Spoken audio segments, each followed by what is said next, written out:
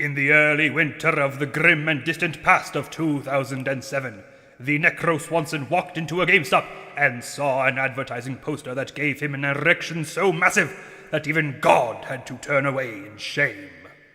It would come to pass that he would purchase this game, and thus would embark on a great journey of discovery, violence, lust, and straight-up hardcore porn-style hate-fucking.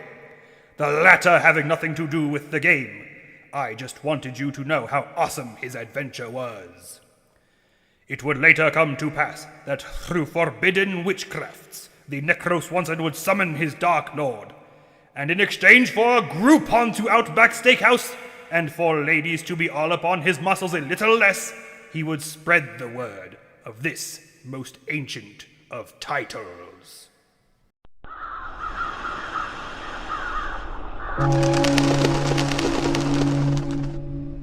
In June of 2007, Starbreeze gave us, 2K Games gave us, Take-Two gave us. A lot of people went into making sure this game came out, okay? They gave us The Darkness. Fuck! Based on Top Cow's comic book series, I was so ready for this one. I love Witchblade, I love The Darkness, and when I learned of it, well, you heard of the legend. Taking an FPS route, which it was a pretty good year for the FPS genre, it focuses more heavily on the powers and reinterpreting the story. The Darkness comes off as a little bit of horror, but the open world gives a less linear feel than you'd expect from a horror game. So, how was it? Please observe changes in schedule for Eastern connections to Rockland College. Please check schedule or go to the operation desk.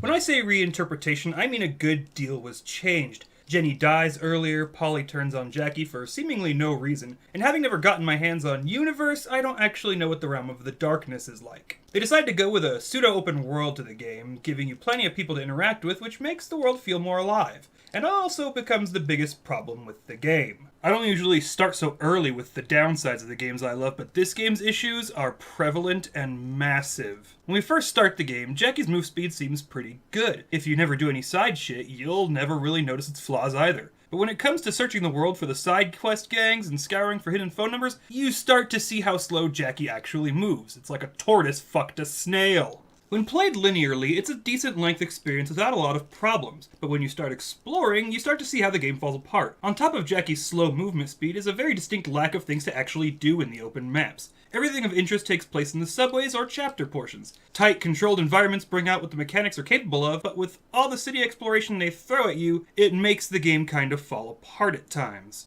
Add in 6 goddamn loading screens for every 5-minute long quest, and you can start to see how unfocused the game gets. The loading screens are fun. Jackie tells stories and sometimes just look around nervously at something slithering in the dark around him, but the second you have to do a side quest, you're stuck with too many and you start seeing them repeat too much. The game is confused. It wants you to explore, but only really puts things worth seeing in the subway. It wants you to have a big open environment, but they're mostly empty and take fuck forever to traverse. The loading screens help entertain during downtime, but they get incredibly repetitive. This game does not do well in the exploration front, but it absolutely sings in the story progression. When you're actually playing through the story, the levels are well designed, fast-paced, and just plain old fun. Shootouts, while able to end you pretty quickly, are easily supplemented as you munch hearts to improve your power's efficacy. Due to it being a console game with slow and jerky movement, however, the game features a very powerful aim assist, probably to help new players with destroying sources of light, as you can't use your powers in anything but the darkness. It's a mixed bag in the gameplay aspect, it really is. Gunplay is okay at best,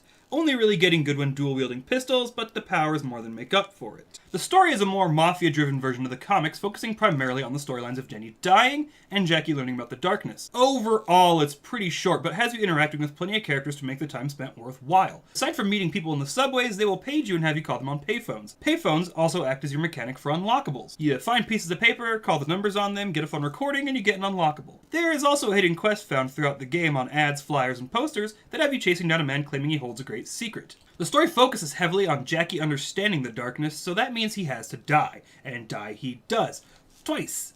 He kills himself after Polly kills Jenny, and he blows himself up to take Eddie with him so that he can get back into the mind of the darkness. The story inside is that of a never-ending hellscape of World War I, where Jackie has to infiltrate the Palace of the Darkness, which has lamps for some reason. Kill Polly? Game over. The game does characterization fantastically. They don't just tell you Polly and Eddie are shitbags, they show it in all its heinous glory. For a game that does a fuckload of telling, it does far more showing. The story isn't very complicated, but it has mostly fantastic voice acting from Kirk Acevedo and the amazing performance of Mike Patton as the Darkness. It's short, it's fun. It's not worth exploring, the Darkness powers are fantastic and incredibly helpful. The Darklings are funny, but mostly not worth the time it takes to summon them. The finale is a magnificent display of power. Overall, it still holds up pretty well if you just play through the story. Graphically speaking, it didn't age too bad. It's not the prettiest, but they make sacrifices where they need to keep the bandages on. Diverting attention to watch TV is great, but it's just a distraction from the overall game. Its soundtrack is entirely unmemorable, but the intro is still one of my favorites of all time. Flawed, yet incredibly beautiful in its flaws. It's just a really good game. This, I swear, is where the trend of needless tacked on multiplayer at the cost of quality started, though. Some major flaws that can easily be circumvented give way to a game that I personally think will withstand the test of time. It's dirt cheap these days, and I suggest getting it on Xbox 360 as PS3 loading times are just god-awful. It's well worth your time, just don't bother with the side quests that require you to take the train. I'm the TheNecroswanson, and you can go fuck yourselves! And so it was that the TheNecroswanson finished his little show. He must go off now and satisfy his pile of ladies. But that is a story for, I don't know, maybe 4 hours from now. Check back with me then.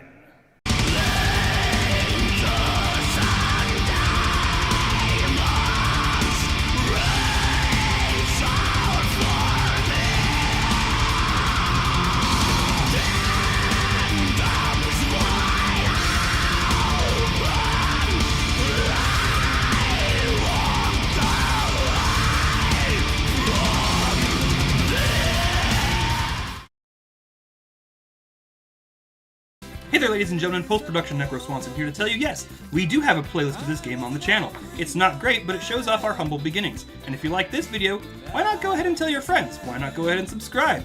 And if you don't, I'll fuck your mother to death!